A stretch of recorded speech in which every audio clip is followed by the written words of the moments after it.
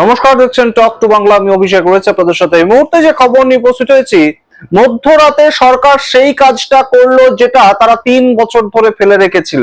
অর্থাৎ 2023-এ একটা পাশ হওয়া বিল, সেটা তারা লাগু করছে কবে বলুন তো? 2026-এর 16ই এপ্রিল। আপনারা বোঝার চেষ্টা করুন এই মুহূর্তে সরকার কোথায় গিয়ে দাঁড়িয়েছে, যে নিজেরা কোথাও গিয়ে সম্পূর্ণ নিজেদের হারটা স্বীকার করে নিচ্ছে এবং প্রতি মুহূর্তে বিরোধীদের যে চাপ সেটাকে কিন্তু তারা ক্রমাগত সহ্য করছে এবং সেই সহ্য করার পর্যায়টা এমন দাঁড়িয়েছে যে মধ্যরাতে বিল লাগু করতে হচ্ছে। কারণটা হচ্ছে, আপনারা জানেন গতকাল থেকেই মহিলা সংরক্ষণ বিল, সেটাকে নিয়ে আলাপ আলোচনা হচ্ছিল সংসদের অভ্যন্তরে। সেই খবর আপনাদেরকে জানিয়েছি যে ডিলিমিটেশন হওয়ার একটা প্রেক্ষিত তৈরি হয়েছে। 543 জন সাংসদ, সেটা বেড়ে 850-এ সংখ্যাটা যেতে পারে, সেরকম একটা প্রেক্ষিত তৈরি হয়েছে। তো সেখান থেকেই এই মুহূর্তে সম্পূর্ণভাবে যে বিলটা পাস হয়েছিল, মহিলা সংরক্ষণ বিল, সেটাকে কেন লাগু করছে না সরকার এত বছর ধরে, সেই প্রশ্নটা উঠেছিল এবং সেখান থেকেই মধ্যরাতে হঠাৎ করে নোটিফাই করলো সরকার বিলটা। এবং অবশ্যই এই মুহূর্তে যে গুরুত্বপূর্ণ প্রশ্নটা উঠছে, তাহলে কি সরকার নিজেদের যে হারটা সেটা মেনে নিচ্ছে? তার কারণ আপনাদের আগেই বলেছি যে এই যে একটা সংবিধান সংশোধন করতে গেলে বা অ্যামেন্ডমেন্ট করতে গেলে 2/3 সংখ্যাগরিষ্ঠতা লাগে। 2/3 সংখ্যাগরিষ্ঠতা অর্থাৎ সংখ্যার হিসেবটা যদি বোঝাই, 543-এর মধ্যে 2/3 মানে 3 ভাগের মধ্যে 2 ভাগকে যেতে হবে বিলের এই যে অ্যামেন্ডমেন্ট সেক্ষেত্রে, এবং সেটা করতে গেলে 360 সংখ্যাটা লাগবে। তো 360 কখনোই এমপি কিন্তু এনডিএ সরকারের হাতে নেই, তাদের হাতে রয়েছে 292। এবং তার বাদ বাকি যদি এনডিএও নয়, ইন্ডিয়াও নয়, এরকম কিছু ইন্ডিপেন্ডেন্ট এমপি রয়েছেন আসাউদ্দিন ওয়াইসির মতন, তারাও যদি একত্রিত হয়ে যান এনডিএ এর সঙ্গে, হাইপোথেটিক্যালি যদি সেটা ধরে নেওয়া যায়, তাহলেও সংখ্যাটা দাঁড়ায় আরো 47। কিন্তু এমপি মোট লাগবে এখনো পর্যন্ত 68টা। তো সেই জায়গাটা কিন্তু কোনো মতেই সরকার পাশ করাতে পারবে না। এবং যে জায়গাটা বারংবার রাহুল গান্ধী থেকে প্রিয়াঙ্কা গান্ধী থেকে গৌরব গগৈ প্রত্যেকে যে জায়গাটা পয়েন্ট আউট করেছে, যে মহিলা সংরক্ষণ বিলটাকে 2023 সালে আমরা সবাই মিলে পাশ করিয়ে দিয়েছি, যে মোট যতজন এমপি আসবেন তার মধ্যে 33% আসবেন মহিলা। তো সেই জায়গাটা এখনো পর্যন্ত সরকার কেন সেটাকে লাগু করছে না, সেই বিলটাকে কেন কার্যকর করছে না, এই প্রশ্ন তারা তোলে। এবং সেটাকে নিয়ে যেহেতু সরকারের পক্ষে কোনো যুক্তি ছিল না, এই আলোচনার মধ্যেই তারা সম্পূর্ণ সরাসরি এই বিলটাকে কিন্তু লাগু করে দেন 2023 সালে পাশ হওয়া যে মহিলা সংরক্ষণ বিল সেটা। এবার আপনাদেরকে জানাই যে মূল যে সমস্যাটা, মূল যে জায়গাটা, যে মহিলা তো আসবেন, কিন্তু 33% মহিলাদের মধ্যে কতজন মানুষ থাকবেন যারা ওবিসি জনজাতির থেকে উঠে আসছেন, যারা এসসি জনজাতি থেকে উঠে আসছেন, যারা এসটি জনজাতির থেকে উঠে আসছেন, সেটাও তো রীতিমতন কাউন্টে রাখতে হবে। এবং সেটাকে তো নির্ধারণ করবে জাতি জনগণনা, যেটা লাস্ট হয়েছিল 2011 সালে। তো 2011 সালে হওয়া জাতি জনগণনার ভিত্তিতে তো এই মুহূর্তে এমপির সংখ্যা বাড়তে পারে না। তো সেই সম্বন্ধে দেশের প্রধানমন্ত্রী কি বলেছিলেন গতকাল, আপনাদের একবার মনে করিয়ে দিই। দেশের প্রধানমন্ত্রী বলেছিলেন যে আগে তো বিলটা লাগু হতে দিন, মহিলারা আগে আসুক, তারপর তারা ঠিক করবেন যে তারা কে কত শতাংশে থাকবেন।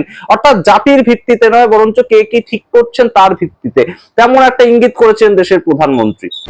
एक बार 33% बहनों को यहाँ आने दो, आकर के उनको निर्णय करने दो, किसको देना है किसको नहीं देना है, इस वर्ग को देना उस वर्ग को देना, करेंगे वो निर्णय। हम उनके सामर्थ्य पर आशंका क्यों करते भाई, एक बार आने तो दो।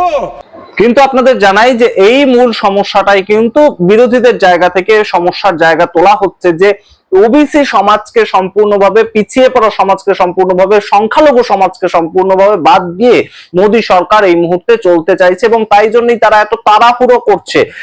কারণ এই নতুন যে জাতি জনগণনা হচ্ছে, সেই ক্ষেত্রে একদম দেশের স্বরাষ্ট্রমন্ত্রী অমিত শাহ দাঁড়িয়ে একদম সংসদে বলেছে জাতি জনগণনা হবে, সেটা স্বরাষ্ট্রমন্ত্রী বলে দিয়েছেন। জাতি জনগণনা বলতে একদম কোন জাতির কতজন লোক আসছেন, কোন সম্প্রদায়ের কতজন লোক আসছেন, সেটাকেও কাউন্ট করা হবে। এবং সেটা কাউন্ট করার পরবর্তী সময়ে সেই জাতিকে রিপ্রেজেন্ট করতে কতজন মানুষ আসবেন, সেটা একদম সরাসরি কিন্তু কনস্টিটিউশন যেভাবে বলে দিয়েছে ভারতবর্ষের, সেইভাবে বিষয়টাকে সম্পন্ন করা হবে। তো এইটা হচ্ছে টোটাল নিয়ম। এবং সেখানে দাঁড়িয়ে কোথাও গিয়ে মোদী সরকার সেই নিয়মটা মানতে চাইছে না, সেই জন্যই এই মুহূর্তে এই সমস্যাগুলো তৈরি হচ্ছে। এবং কেন মানতে চাইছে না, মূল জায়গাটা যদি রাজনৈতিক পর্যবেক্ষকদের কথা অনুযায়ী আপনাদের সামনে তুলে ধরি, সেটা হচ্ছে যে মূল সমস্যাটা ওবিসি সম্প্রদায়কে নিয়ে, এবং সেটাই ধর্মেন্দ্র যাদব, অখিলেশ যাদব থেকে প্রিয়াঙ্কা গান্ধী প্রত্যেকে বলছেন যে ওবিসির যে সমস্যাটা, সেই সমস্যাটাই হচ্ছে বিজেপির কাছে মূল সমস্যা। কারণ হিন্দু সম্প্রদায় এবং হিন্দু বাটেঙ্গে তো কাটেঙ্গে, এটা তো বিজেপির একটা স্লোগান বটে, কিন্তু স্লোগানের জায়গায় কিন্তু মূল তাদের যে বক্তব্যটা বা মূল যে জন আধারটা বা জন আধারের যে ভিত্তিটা, সেটা কিন্তু একদম ওবিসি সম্প্রদায় তাদেরকে বাদ রেখেই, এবং সেই জায়গাটা কোথাও গিয়ে একদম ফোকাসে চলে আসবে যে বিজেপি ওবিসিদেরকে সম্পূর্ণভাবে ইগনোর করতে চাইছে। এই যখন মহিলা সংরক্ষণ বিল বিজেপি লাগু করতে চাইছে, তখন বিজেপি মহিলাদেরকে এবং সম্পূর্ণ উচ্চ বর্ণের মহিলাদেরকে সংসদে আনতে চাইছে, কিন্তু ওবিসি সংখ্যা লঘু যারা রয়েছে তাদেরকে কোনো মতেই আনতে চাইছে না। এবং এই একই যে পলিটিক্স, এই একই সম্পূর্ণ জিনিসটার ওপর ভিত্তি করে কিন্তু উত্তরপ্রদেশে আমরা দেখতে পেয়েছিলাম 2024 সালে ভারতীয় জনতা পার্টির রেজাল্ট কোন পর্যায়ে গিয়ে দাঁড়িয়েছিল, এবং ঠিক সেই লাভটা করেছিল কিন্তু সমাজবাদী পার্টি। তারা পিডিএ ফরম্যাটে সম্পূর্ণ ভোটটাকে লড়াই করেছিল। পিডিএ বলতে পিছিয়ে পড়া দলিত সম্প্রদায়, আদিবাসী সম্প্রদায়, মুসলিম সম্প্রদায়, সম্পূর্ণ ভোটটাকে একটা ছাতার তলায় তারা সমাজবাদী পার্টির ছাতার তলায় আনতে সমর্থ হয়েছিল, এবং যোগী আদিত্যনাথ মুখ থুবড়ে পড়েছিলেন তার হিন্দুত্ববাদী পলিটিক্সটাকে নিয়ে। সেই জায়গাটা ঠিক একই প্রতিফলন আমরা দেখতে পেয়েছিলাম কয়েকদিন আগে, যখন ইউজিসি রোল ব্যাক, সেটা শেষ পর্যন্ত সুপ্রিম কোর্ট বাঁচিয়ে দিল ভারত সরকারকে। এই যে তারা একটা রোল এনেছিল ইউজিসি রোল, যেখানে সম্পূর্ণ একদম ওবিসি সম্প্রদায় তাদেরকে নিয়ে একটা হিন্দুত্ববাদী যে সংগঠনগুলো তারা রাস্তায় নেমে পড়েছিল, সবর্ণ গোত্রীয় সমাজ তারা রাস্তায় নেমে পড়েছিল, ব্রাহ্মণ সমাজ তারা রাস্তায় নেমে পড়েছিল, এবং সেই জায়গাগুলো কিন্তু কোথাও গিয়ে আরো একবার ফোকাসে উঠে আসছে যখন এই মহিলা সংরক্ষণ বিল এবং ডিলিমিটেশন সেগুলোকে ক্লাব করে আলোচনার প্রেক্ষিত উঠে আসছে।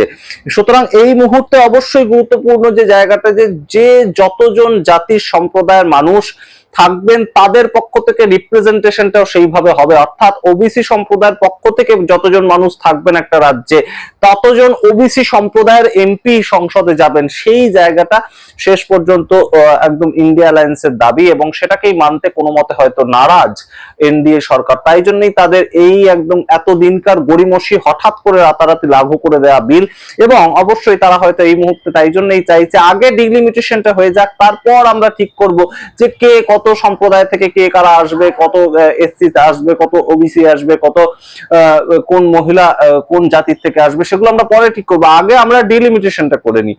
এইটাই কোথাও গিয়ে একটা প্রেক্ষিত, এবং সরাসরি সেই জায়গাতেই মূলত যে কনফ্লিক্টটা তৈরি হওয়ার সেটাই আপনাদের সামনে রাখলাম। অবশ্যই গুরুত্বপূর্ণ প্রেক্ষাপট যেটা, সরকার যখন আলোচনা হচ্ছে মহিলা সংরক্ষণ বিল নিয়ে, 3 বছর আগের যে বিল, সেটা পাশ হয়ে যাওয়া একটা বিল, সেটাকে হঠাৎ করে লাগু করে দিল এবং মধ্যরাতে সেটা লাগু করলো। এখন দেখার বিষয় সম্পূর্ণ বিষয়টা নিয়ে শেষ পর্যন্ত ইন্ডিয়া অ্যালায়েন্স এবং এনডিএ এর মধ্যে কনফ্লিক্টটা কতদূর গড়ায় আপনাদের সামনে রাখবো সমস্তটাই। অবশ্যই তার আগে টক টু বাংলা ইউটিউব চ্যানেলকে আপনারা সাবস্ক্রাইব করে দিন, এবং অবশ্যই জয়েন এবং থ্যাঙ্কস বাটন ক্লিক করে আমাদের অর্থনৈতিক সাহায্য করতে ভুলবেন না, এবং অবশ্যই ছড়িয়ে দিন আমাদের চ্যানেল যতটা পারবে আপনাদের সোশ্যাল হ্যান্ডেলে। ধন্যবাদ।